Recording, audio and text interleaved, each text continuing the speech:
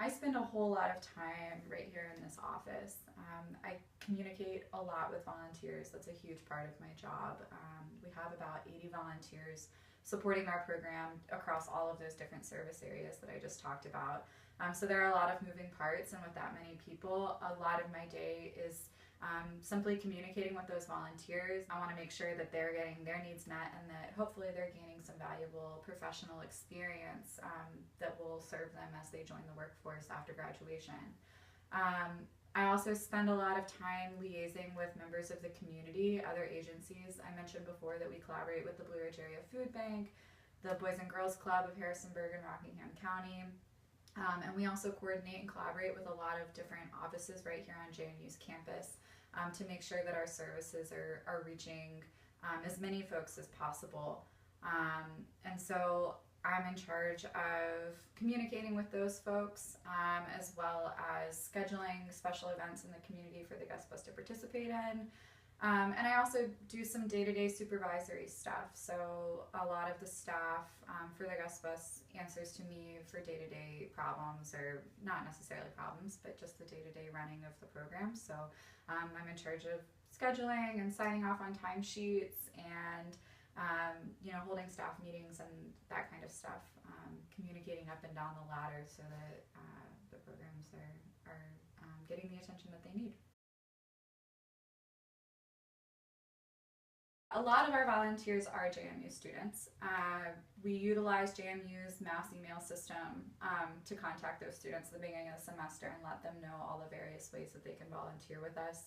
Many are referred through service learning programs such as social work classes or early education classes, and I do my best to retain those volunteers semester to semester. I think that that's good for our students and it's good for volunteers to really be able to flesh out those relationships and sustain them over multiple semesters for that. But some ways that we do stay in contact with both our volunteers and members of the community to promote the services that we have. We do have a web page that's hosted through JMU's Creative Services Department, and that's been a really valuable tool for us to be able to post our schedules, communicate with lots of different kinds of folks in the community. And Facebook, social media is a great tool in this day and age. Just about everybody's on it, and it's a great way for us to stay in contact and to promote what we're doing.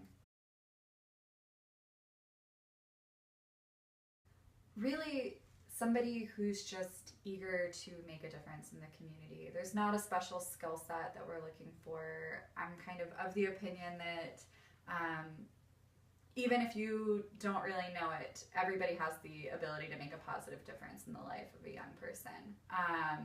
It's great if volunteers have experience or a particular interest in working with young children, but the Gus Bus is such a diverse program that we have need for volunteers who have all different sorts of backgrounds and skill sets. We have JMU students for a very short, not necessarily very short, but a pretty compact window until they need to break for the holidays.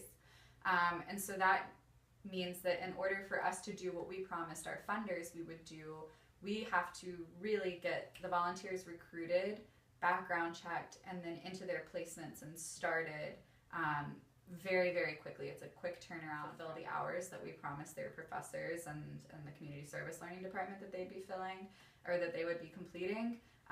But also, when we write our grants, we write in for a minimum amount of hours a week that we're going to be providing programming. And our programming is not going to be quality programming without the support of volunteers. And so that turnaround has been a challenge, especially when there are factors that are sometimes beyond your control, such as the background check process. But it's important that we go through that process to ensure the safety of the students and the children that we're serving. And so that's been a challenge this semester. When volunteers come to me and they tell me that through volunteering with the Gus Bus, they learned something new about themselves. Volunteering you know, it's a mixed bag sometimes. It can be really uncomfortable. Sometimes you have to really push yourself outside of your comfort zone. Chances are you, through volunteering in this community, are going to encounter somebody who comes from a different point of view, a different perspective. And that can be really uncomfortable, but those are the moments where we find out who we are and we learn about ourselves and we grow from those experiences. And seeing college students be able to take that experience, mix that with what they're learning in the classroom, and see, them really blossoming as human beings and seeing the energy, it makes me excited for what's going to happen when you all graduate and join the workforce, and take that passion and that motivation and that experience, and use it to make a difference in the world. That's what I love